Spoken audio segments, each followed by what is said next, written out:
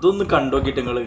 മൂന്നാമത്തെ ആൺകുട്ടീനെ ഉണ്ടായപ്പോൾ ഞാൻ വിചാരിച്ചേ അതെ 4 ചെക്കന്മാരുടെ ഇടയിൽ ഏക പെൺതരി ഞാൻ തന്നെ.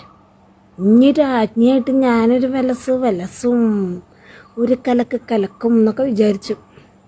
അങ്ങനെ കൊട്ടാരത്തിൽ ജോയിൻ ചെയ്തപ്പോഴല്ലേ കാര്യം മനസ്സിലായേ. സർവൻ്റാ മെയിൻ പണി പാത്രം കഴുകലും തുണി മടക്കി വയ്ക്കലും, അതായത് അലക്കൽ. എൻ്റെ പൊന്നെ ഇതിന് മാത്രം പാത്രങ്ങൾ, ഇതിന് മാത്രം തുണികളും എവിടെ ഇരിക്കണമെന്ന് എനിക്ക് മനസ്സിലാവണില്ല.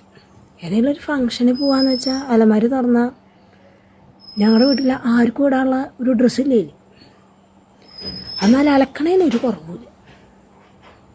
അതാണെങ്കിലോ പാത്രം കഴുകണ സിംഗ് ഒരു ജനലയുടെ അടുത്ത്, ജനലുണ്ട് എൻ്റെ അടുത്ത്. അപ്പുറത്തേയും വീട്ടിൽ പോകുന്ന ആൾക്കാർ മുഴുവൻ എന്നെ നോക്കും. ഈ പെണ്ണ് കഴിഞ്ഞ പ്രാവശ്യം ഞാൻ വന്നപ്പോഴും ഈ ജനലയുടെ അവിടെ നിൽക്കുന്നുണ്ടായിരുന്നില്ല, ഇതെന്താ സംഭവമാണ്. പക്ഷെ സിങ്ക് ജനലയുടെ അടുത്താണേ. അതാണ് പ്രശ്നം. എന്തോരം പാത്രങ്ങളാണ്. ഇപ്പോൾ ഞാൻ എന്താ ചെയ്യണമെന്ന് വെച്ചാൽ രാജാവിനെയും രാജകുമാരന്മാരെയും ഒക്കെ ഞാൻ പാത്രം കഴുകാൻ കൂടെ കൂട്ടും. ഇപ്പോൾ കുറച്ച് റെസ്റ്റൊക്കെ ഉണ്ട്. ഇതിന് മുൻപ് ഒരു റെസ്റ്റ് ഉണ്ടായിരുന്നില്ല. കൊട്ടാരത്തിലെ ജീവിതം ഇത്ര ബുദ്ധിമുട്ടായിരുന്നു ഞാൻ മനസ്സിലാക്കിയില്ല ഗൈസ്. സത്യം പറഞ്ഞ കൊട്ടാരത്തിലെ ജീവിതം ദുസ്സഹനീയം. ഞാനതൊന്നുമില്ല.